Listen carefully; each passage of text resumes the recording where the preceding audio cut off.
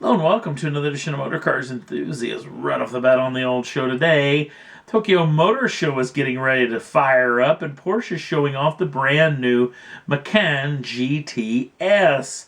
Now, this vehicle is a little bit different from the Macan Turbo, as it won't be getting the 3.5 liter twin turbocharged V6. This one just gets the 3-liter twin turbocharged V6 with direct injection. A little bit less horsepower than the bigger displacement turbo version at just 360 brake horsepower and 369 pounds-feet of torque. That is shifted through a 7-speed PDK dual clutch transmission, and the power is channeled to all 4 wheels. Now, what are you getting with the GTS versus the Turbo? Well, the GTS is a tad bit more track focused, including advanced suspension settings and bigger braking package, including the ride height has been dropped on this machine a fair amount. This is more of a track focused automobile, and I know it's a little bit of an oxymoron talking about a sport utility vehicle being a track-focused machine. Porsche's claiming that 0 to 60 will come in at just 5 seconds with a top speed at just a touch under 160 miles an hour. And Porsche is yet to release official date and pricing for this machine, but I'm sure when we hear about it, we'll let you know. Next up on the list, well, the brand new NSX is finally getting into enthusiast hands, as a lot of journalists got a hold of this vehicle out in California at Sayers Point Raceway. And it got some excellent reviews. Now, Acura has actually released the official power numbers of this machine, and it doesn't make a whole lot of sense, and I'll let you know when it doesn't making sense. First off, it gets a 3.5 liter twin turbocharged gasoline V6, making 500 brake horsepower and 406 pounds-feet of torque. Now, it's got 3 electric engines, 2 of them up front, which are not connected in any way, shape, or form with the power unit out back. They just work in conjunction. I don't know if that means that they could actually work independently of the rear drivetrain or not, but we'll wait and see what Acura says officially. Now, it gets 2 electric engines up front that make 36 brake horsepower and 59 pounds-feet of torque a piece. They're also used for torque vectoring, as far as make the vehicle corner a little bit better, and they got some advanced stuff as far as braking and deceleration, which will help out in those situations as well. There's another electric engine that's back aft of the 3.5 V6. That one's making 47 brake horsepower and 109 pounds-feet of torque. Now, here's where it gets a little bit weird, because Acura says officially this vehicle makes a combined 573 brake horsepower, which that math doesn't make any sense whatsoever, and I'm not for sure what the heck they're talking about. That being said, Acura, they're claiming this vehicle is going to go 0 to 60 in about 3 seconds. No top speed numbers have been said about this machine as of yet.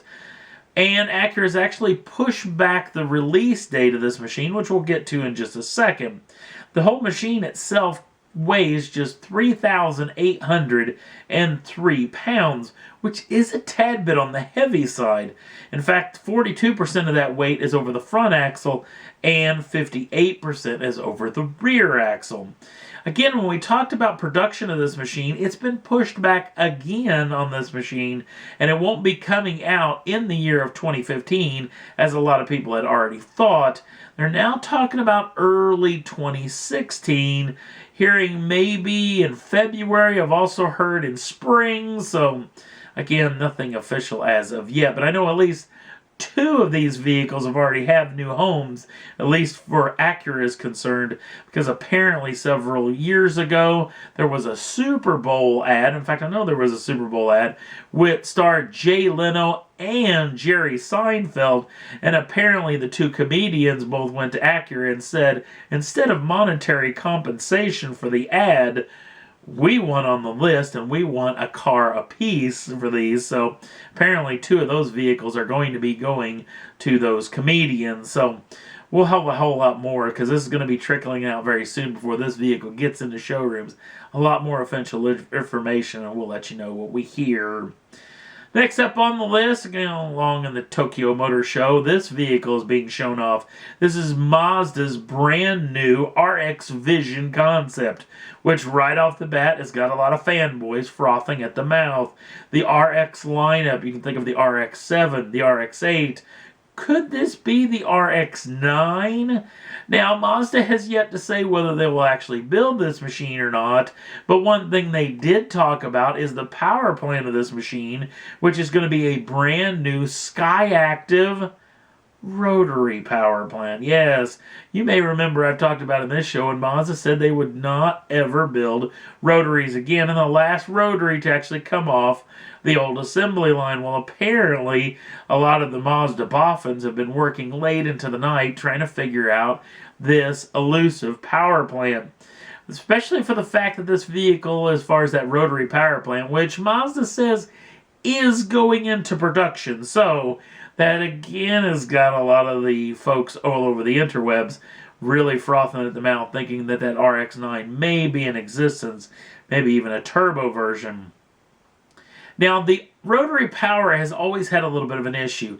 Efficiency, power, not to mention as far as CO2 emissions and the tailpipe emissions for EPA numbers have not been the greatest. And apparently Mazda has fixed this with this brand new Skyactiv rotary. So we'll have a whole lot more, hopefully very soon, about this new power plant and possibly what it's going to go into in the future. Last up on the list, we're going to bookend the show today with Porsches. Has some leaked information all over the internets claiming that the pricing for the brand new GT4 are out. Now, these aren't official numbers as of Porsche as of yet, but we're assuming that this is getting very close to this vehicle's actual pricing updates from Porsche, so we're assuming these are pretty well sourced.